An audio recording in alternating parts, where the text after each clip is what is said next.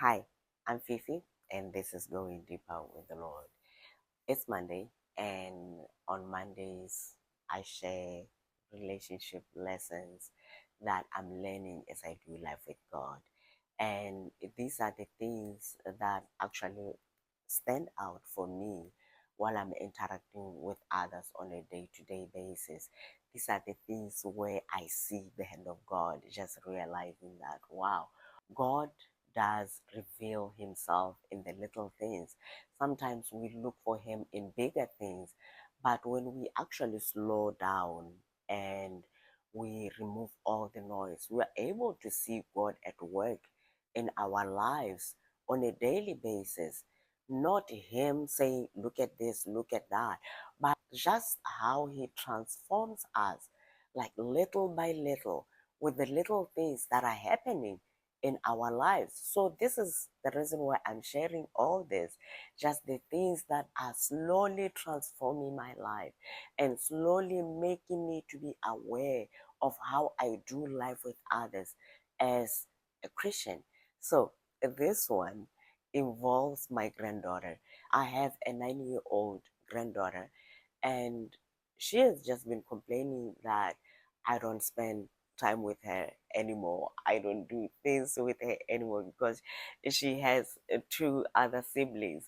So she was feeling like I was giving them more attention. When she would say that, I would always say, but you were my only granddaughter for 6 years, and I would show her pictures when she was little, the things that we used to do together, the videos that I captured, and she would say, but that was then.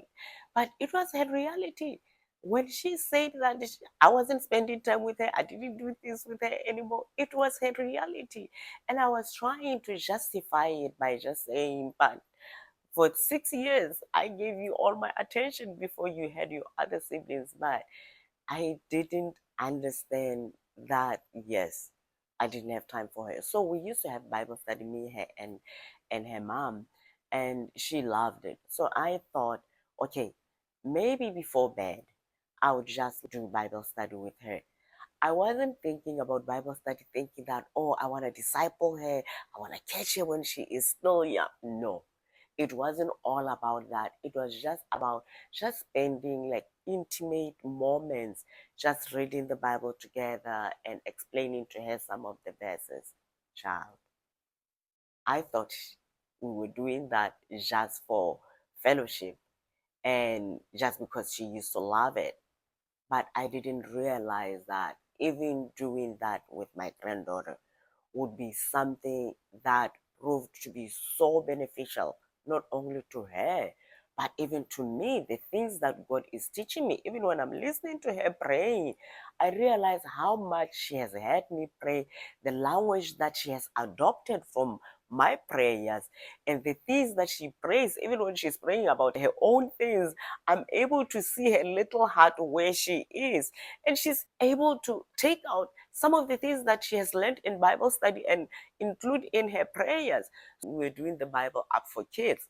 It's such a cool Bible app. At the end, they either have coloring or the story is in pictures and they have to rearrange them on the phone. So when we got to the story of Samson and Delilah, she had an attitude on Delilah and she was blaming Delilah for Samson's sin.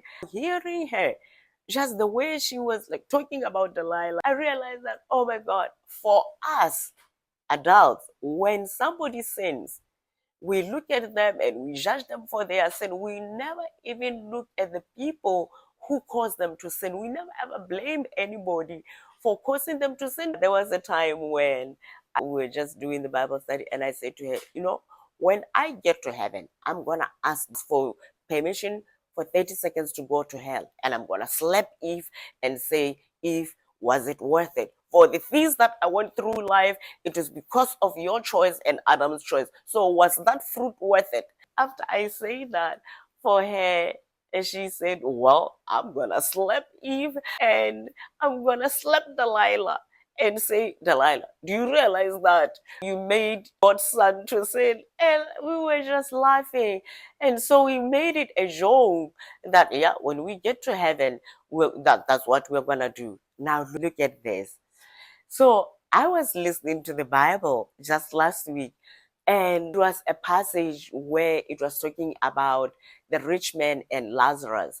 The rich man was saying to Abraham, please send Lazarus to bring me a little bit of water. And then Abraham said, there is a margin.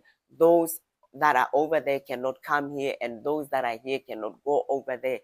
And immediately when I have had that passage been read over and over again, but this time around, it was highlighted in my heart because of what I always say with my granddaughter. So I was excited to share that with her, just to say, well, child, unfortunately, I guess we won't be able to get that permission to go to hell and slap those people. And she said, but why? And I told her about the passage in the Bible. And I said, well, God had a plan. God knew that we have issues here. So he didn't want us to take our issues here with us to heaven and go up to heaven in anger and continue with the beef that we had with people while we were on earth. I just wanted to share that. This might not mean something to anybody out there, but to me, it meant a lot. And it's even showing me that God shows up in the little things. And when we give him the little that we have, he's able to do magnificent things with it. Thank you very much for hanging out. I will see you in the next video, and God bless you all.